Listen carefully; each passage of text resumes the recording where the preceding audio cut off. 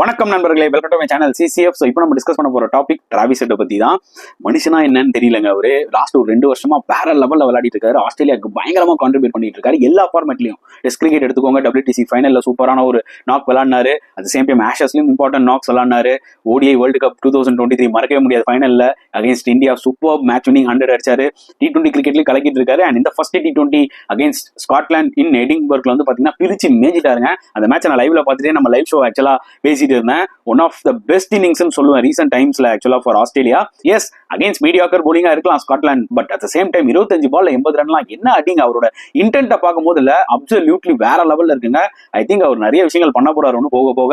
எப்படி IPL-லையும் வந்து பாத்தீங்கன்னா ஃபார் SRH ஒரு அருமையான ஒரு ஸ்டாட்ஸ் எல்லாம் கொடுத்தாரோ அதே மாதிரி ஆஸ்திரேலியாவுக்கு வந்து கன்சிஸ்டன்டா கொடுத்துட்டு இருக்காரு. MLC டோர்னமெண்ட்லயும் சம ஃபார்ம்ல இருந்தாரு. ஸோ டிராவிஸ் ஹெட் பொறுத்த வரைக்கும் பாத்தீங்கன்னா அடுத்த லெவல்ல போயிட்டே இருக்காருன்னு தான் சொல்ல முடியும். ஆக்ஷன்ல விடுவாங்களா SRH பொறுத்து இருந்து பார்க்கலாம்.